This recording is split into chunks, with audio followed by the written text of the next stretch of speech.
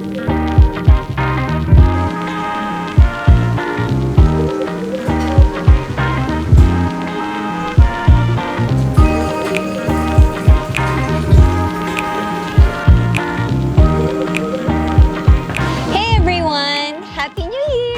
New Year! It's already 2022. Ingat po tayo sa pagsulat ng ating mga tseke. Yeah, we're here today in a place called Farm Hills. We actually have we're gonna meet some people tonight, but before that we decided to just make use of the day and have a date in the life. We want to start out the year with you. We want to share some thoughts that we have about moving forward. And before we move forward, there's one important thing that you have to do. And kung kayo ay nag-excel sa araling panlipunan, alam nyo na ang sinabi ni Dr. Jose Rizal ay, ano yun? Ang hindi marunong lumingon sa pinanggalingan ay hindi makakarating sa kinaroroonan. Ay, nakalimutan. Oo nga, napakahalaga na. Hindi kasi parang di ko makompose sa utak ko, pero yes, di ba? Pag hindi ka nga naman talaga lumilingon dun sa kung anong iiwan mo o kaya sa anong nangyari sa nakaraan, ang hirap kasi baka you'll move forward not being informed of the things that you need to do moving forward. Marami nang ang informasyon na nabigay sa'yo, yung past mo. I keep eating. Oo, nandito lang siya sa vlog ko para magpalibre ng pagkain. Charot. But before anything else, here's our top 10 highlights for the year as a family. IG.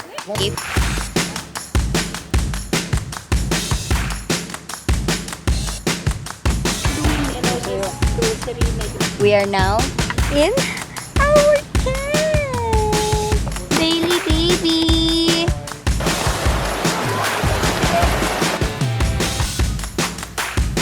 Ginagaya niya na rin si my birthday baby. Backpack. Day to you. Alright, yeah.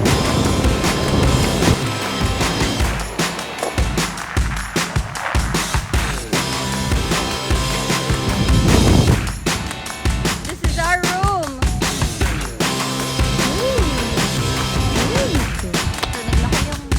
Nagloko po pa ako sa nanay ko. Only to find out na yun na talaga yung mangyayari. And we got stranded. So cute. Ay, chocolate. Yeah. Diba? Kasi His favorite thing.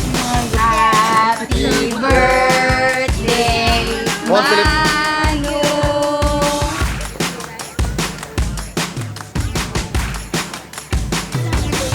Ang sarap.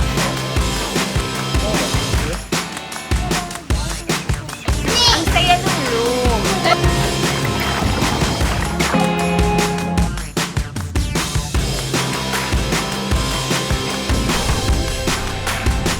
It's not bad at all.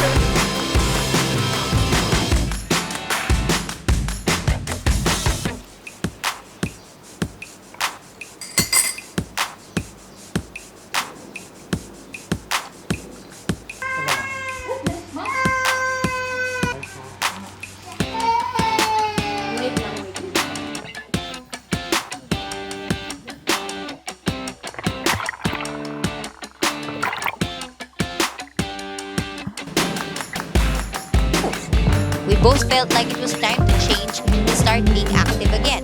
I started on gave me the sweats, yung pawis ng katawan.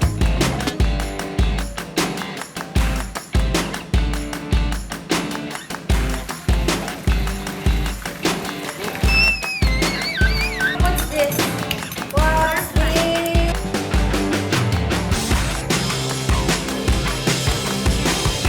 ko yun, parang binuhos ko yung lahat. Kasi alam ko na after speech, So, mas tayo. Games. Alright, welcome back to Anything Goes with... That's you. You're Joe. Wala pa, we have to clap pa naman eh. I don't know. Okay, ready? Ano? Lahi. Okay, one more. I'll Ay, okay, sige. Amateur podcasters.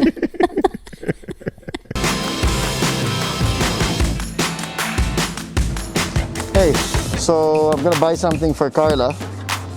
here in BGC, but got something to eat na rin while I'm here. I love these. And you know what's amazing? When the nori touches the rice, it gets soggy. That was fun. Nakatap 10 na tayo, kumakain ka pa rin. Okay. If you would put a word to your 2021, what would be it? Alignment.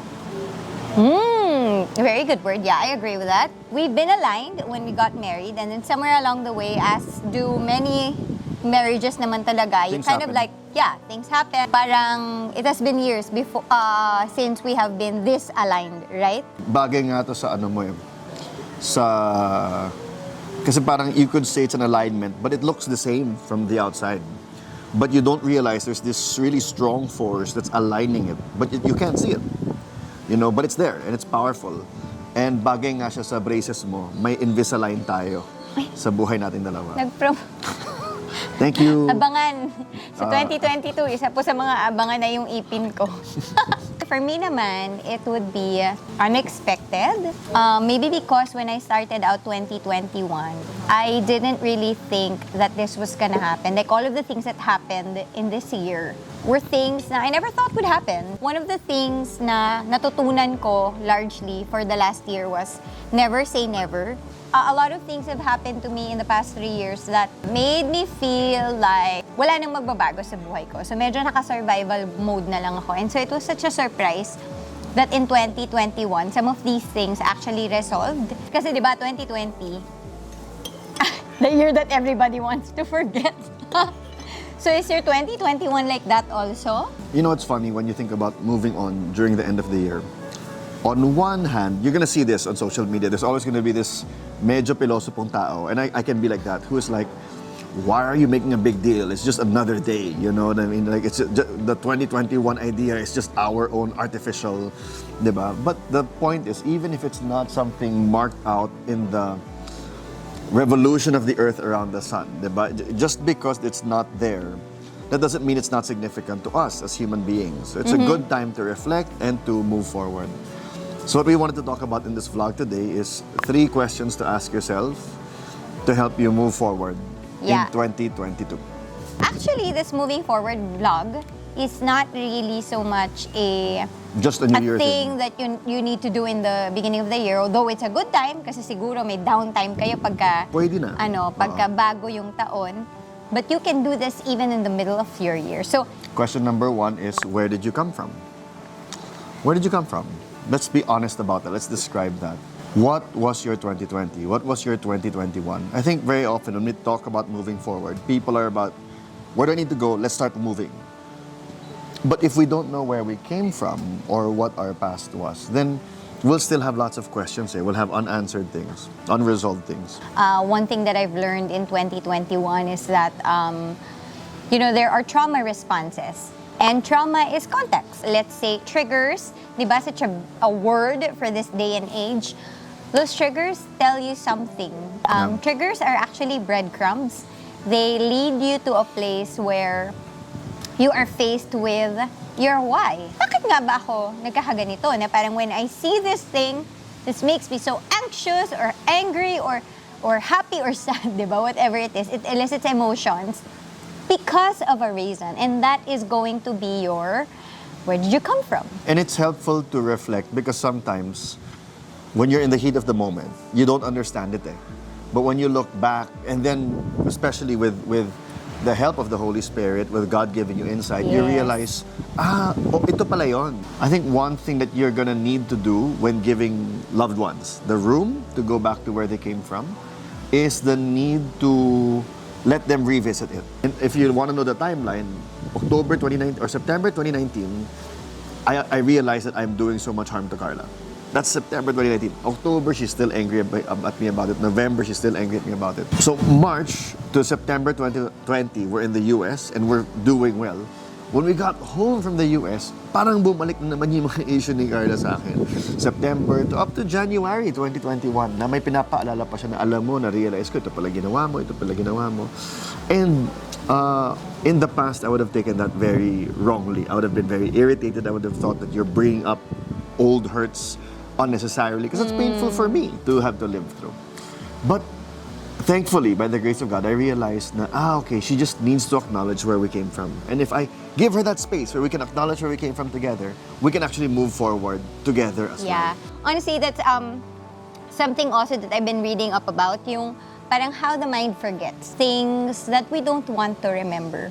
It's a very scary question actually when you're asking yourself, where did you come from? Where are you coming from? Kasi ang sakit i-face nun minsan na ang sakit sabihin na I did this to myself. Yeah. Or ang sakit sabihin sa sarili mo na someone did this to me. But it's an important question to ask if we really want to move forward. Question number 2.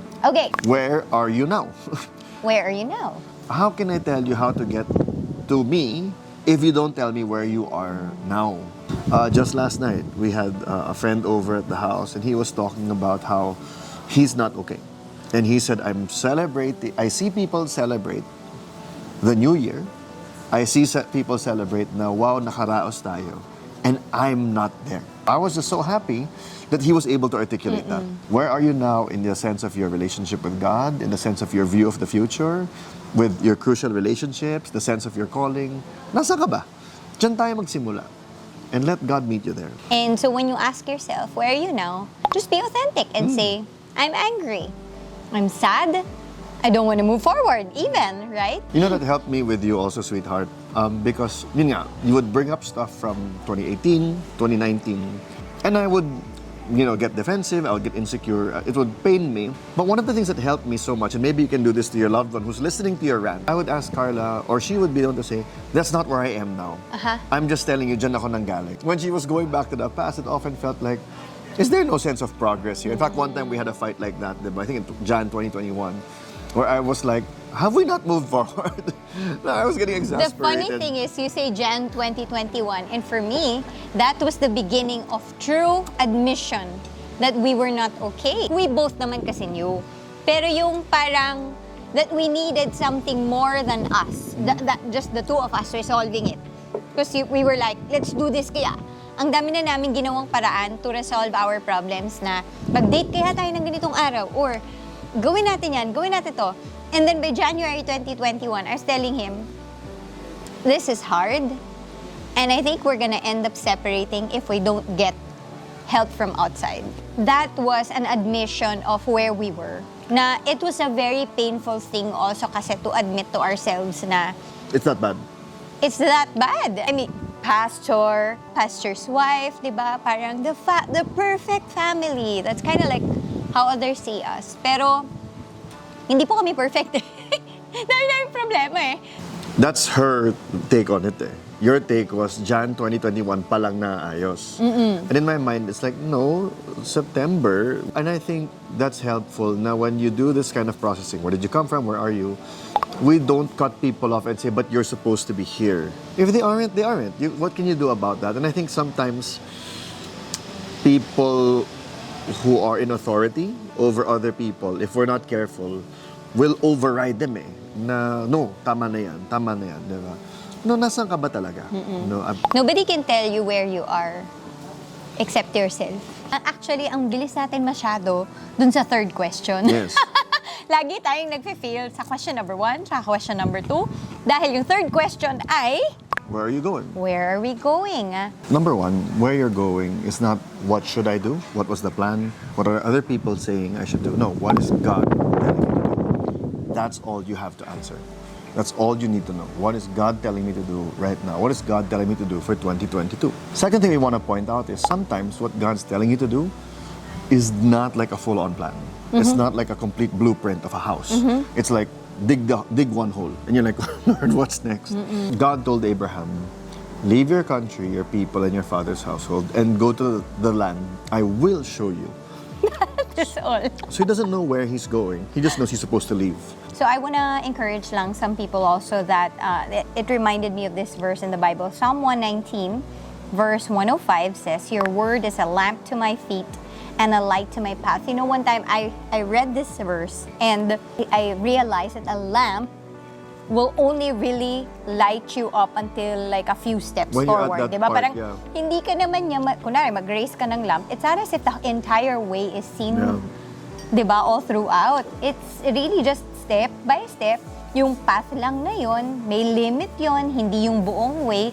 But you gotta trust that God will give you. I guess the main thing here is trusting that God will guide you step by step. Yeah. So, how to move forward? Where did you come from? Where are you now? And where are you going? And in the where are you going part, I really want to encourage others also na 2022 has been also a year where I discovered another definition of hope. I redefined hope kasi last year na hope is deferring finality for me. For finality, meaning to say na Don't put an end to it. yeah, Don't just because I don't have the whole picture, that doesn't mean there is no whole picture. Just because I don't know the whole way, doesn't mean there's no way. I'm just gonna take the step that God's called me to take and trust the next steps to Him. And so that's it. I hope those 3 questions helped. And we haven't really thought of a hashtag. Well, I'll just flash it on screen. By the editing time, siguro meron na ako.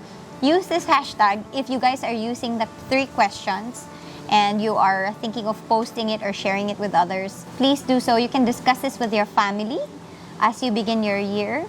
You can discuss this with your friends, your community, and also to tag us when you've done your lists, because we will be so thrilled to read yours and be encouraged with your stories. Happy New Year! Happy New Year! See ya. The best of 2022 for us. Bye! Bye!